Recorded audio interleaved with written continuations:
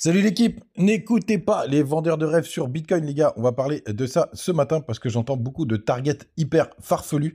On va revenir sur les choses hyper factuellement parce que c'est ça le plus important pour voir où est-ce qu'on est, où est-ce qu'on peut aller vraiment et surtout comme ça ne pas espérer des choses et prendre ses profits dans la montée. Bien évidemment, on ira voir aussi plein d'indicateurs pour le court terme. C'est parti avec un BTC qui a repris les 105 000 $, il prend à peu près 2%. On a Ether qui est juste en dessous des 2005, qui prend 1,4%. XRP en forme ce matin, c'est comme ici le sol-sol, ils prennent à peu près 3%. On a CryptoClebark, lui, qui prend 4,5%. Suit grande forme 8,6%. On a un joli rebond sur beaucoup d'alts comme Link et Avax. Aussi, pareil, une belle perte du côté de LTC, 4,5. Et si on va en bas du top 50, parce qu'il n'y a pas grand-chose d'intéressant jusque-là, on a Ethereum classique qui prend un joli 3,2%. Les gars, on démarre tout de suite avec le H4 du BTC.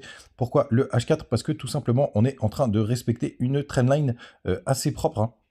Alors qui est plutôt une zone, hein, pour être tout à fait honnête, parce qu'on pourrait la tirer un peu différemment en fonction de si on se met en daily ou en H4. Hein. Vous voyez, là, on peut jouer en enlevant les clôtures de bougies, mais les mèches sont tellement belles ici sur les plus petites time frames que j'ai préféré la tirer de cette façon. Pour l'instant, on essaye de s'extirper de cette zone. Ce qui nous ferait faire tout simplement un petit bull flag. Vous voyez, hop, on descend comme ça. D'ailleurs, je pense que c'est un petit canal, donc ça nous fait un joli bull flag. Et normalement, c'est une figure qui peut être cassée à la hausse si c'est confirmé. Et pour le coup, il y a très peu de fake out sur ce type de structure parce qu'elles ne sont pas forcément évidentes. Donc on va voir ce que ça va donner. Mais vous le savez, moi je reste bull pour ce mois de juin malgré tout. Et pour l'instant, on a été gratter toutes les liquidités, on essaye de reprendre des niveaux. Je sais que tout le monde parle de cette épaule, tête-épaule. Justement, moi ça me va bien que tout le monde en parle. Même si pour l'instant, il n'y a rien de joué et il n'y a rien de finalisé. En plus, on est samedi, donc attention au move du week-end. Vous voyez, là, pour l'instant, en H4, on essaye de travailler et de breaker cette zone. Elle est même breakée en H4. Mais vu que c'est une zone avec pas mal de petites mèches et de petits fake out, on va attendre évidemment la clôture de la bougie, donc qui va se clôturer à 10 h. Donc ça, ce sera un premier signal qui peut être intéressant. On verra si on a une bougie de confirmation dans la foulée. Pour le moment, du côté du 2 jours, donc pour l'instant on a croisé, il n'y a pas d'inversion et on a le 3 jours à surveiller. Non, ça c'est le 3 mois. Un petit peu trop gros comme time frame. On a le 3 jours à surveiller et le 3 jours, je sais plus si c'est demain, ce soir ou demain, 5, 6, 7, je crois que c'est aujourd'hui, je crois qu'on est le 7. Je le reverrai quand je mettrai le titre de la matinale, tout simplement.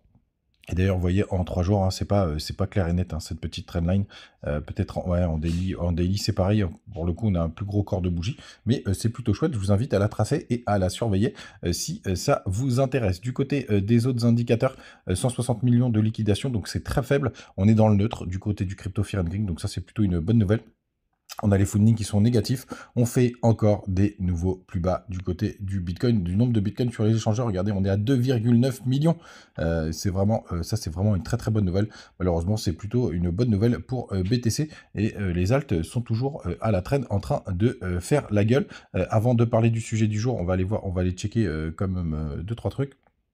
Notamment la clôture des contrats CME, hop, pour voir si on a un petit gap et pour qu'on le garde en tête d'ici. Je crois pas que ce soit férié aux États-Unis lundi, pardon, même si c'est férié chez nous. Et donc on a clôturé au 104 170, donc ça nous fait, oh, c'est une vieille trendline que j'ai tracée pour le coup. Elle fait très bien son job, dis donc. Encore aujourd'hui. Et donc, on a un petit gap qui serait plutôt baissier, les gars. Donc, attention, puisqu'on c'est 104 770. Après, on n'en est pas non plus très très loin. On n'est pas à des années-lumière. Mais il faudra faire attention. Il y a à peu près 400 $ de gap pour le moment. Bien évidemment, moi, je les joue un peu plus quand on se rapproche.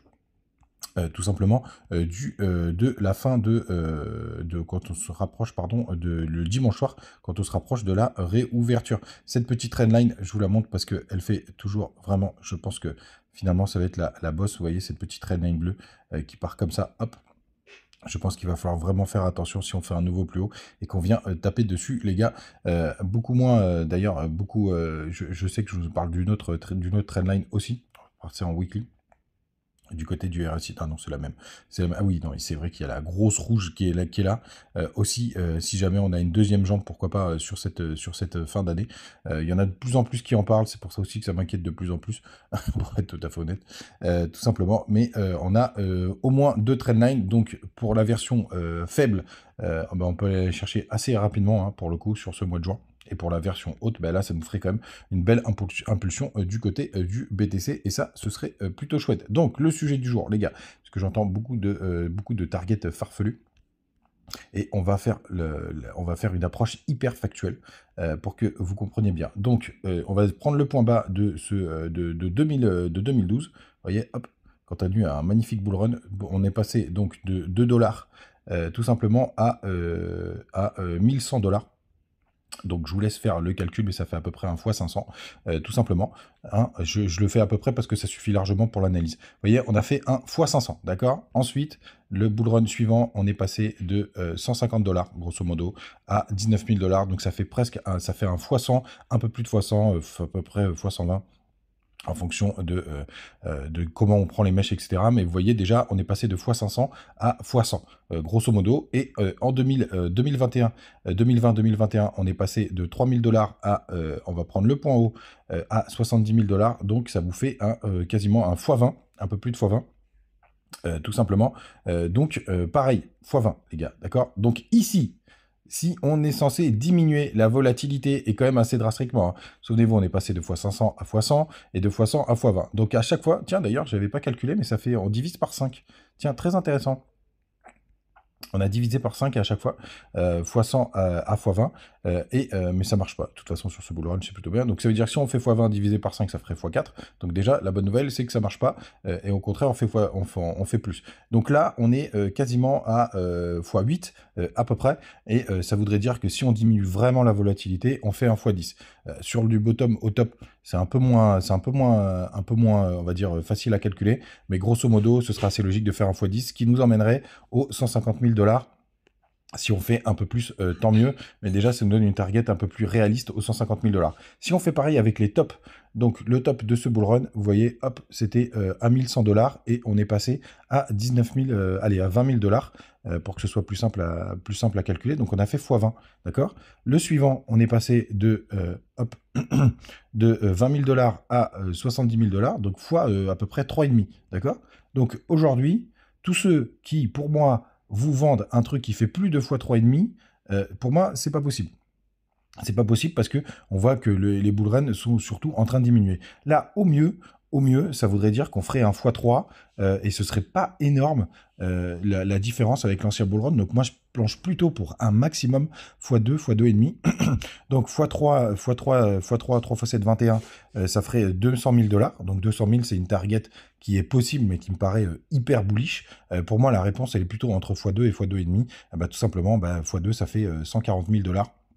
Et si on fait un peu plus, on fait 170 000 et je ne serais pas surpris qu'on fasse même un petit peu moins de x2. D'ailleurs, on en a à peu près... non, on n'en est pas tout à fait là. Et qu'on s'arrête un peu justement avant les 140 000 dollars. Donc, tous ceux qui vous annoncent un bull run au-dessus de 200 000 dollars, pour moi, c'est complètement farfelu, c'est complètement hors du temps et c'est pas du tout dans l'esprit de BTC. Bien évidemment, il peut y avoir un super cycle, on peut avoir un bear market qui sera beaucoup plus faible que les autres, c'est-à-dire qui latéralise. Mais pour moi, tous ceux qui disent au-dessus de 200 000 dollars d'ici la fin d'année, pour moi, c'est des conneries, les gars, tout simplement. Et je veux le dire avec vous. Et c'est hyper factuel. C'est pas juste. Ça me ferait plaisir, hein, moi, que ça dépasse. Il y a pas de problème. Encore que quand on est full alt, on s'en branle un peu. Mais pour moi, c'est complètement farfelu. Tous ceux qui vous disent au-dessus, pour moi, la réalité, elle est situe, on va dire, l'ultra bullish, c'est 210 000 dollars. Ça, c'est ultra bull. Ok, top, c'est une super nouvelle. Tout le monde est content et on espère qu'on a eu une alt saison. L'intermédiaire, pour moi, qui est plutôt sympathique, c'est évidemment entre 160 000 et 180 000 dollars. Qui serait sympathique. Et pour moi, la réalité, elle se situe au mieux, pour moi, enfin au pire, pour moi, ça se situe à peu près à 120 000 dollars. Moi, ma target principale, elle est à 128 000, vous le savez. Alors, c'est pas ça. Tout simplement, hop, c'est le bas des extensions de Fibo qui est ici. Hop, moi, c'est ma target principale, c'est celle-là. 129 000 dollars, très exactement, parce que je pense qu'on va se faire ken.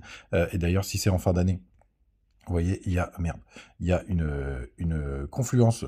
Ah mais non, c'est juin 2026, donc ça c'est un peu emmerdant. Sauf si on n'a plus du tout de bull run. Mais pour moi, c'est effectivement 130 000 dollars. Et après, target un peu sympathique entre 130 et 150. C'est plutôt là où moi, je pense qu'on va atterrir. Mais je voulais quand même vous le dire de façon factuelle avec ce qui s'est passé dans le passé pour que vous puissiez avoir un véritable avis et surtout bien comprendre comment fonctionnent les performances du BTC. Et c'est de moins en moins spectaculaire et c'est normal puisqu'il faut plus de liquidité, plus d'oseille pour aller les chercher tout simplement. Les gars, n'oubliez pas, vous avez les petits liens du côté de Biget, de Bitunix, de Trade Republic, de Crypto.com si vous voulez des petits bonus. Vous avez aussi toute la partie Telegram si vous voulez venir discuter avec nous. Vous savez tout, passez un très très bon week-end. On se retrouve demain. Je pense que je vous ferai une vidéo. Dans la journée, peut-être pas le matin aux aurores parce que je bouge un petit peu, mais vidéo quand même normalement. Donc passez un très bon week-end. On se retrouve demain. Ciao.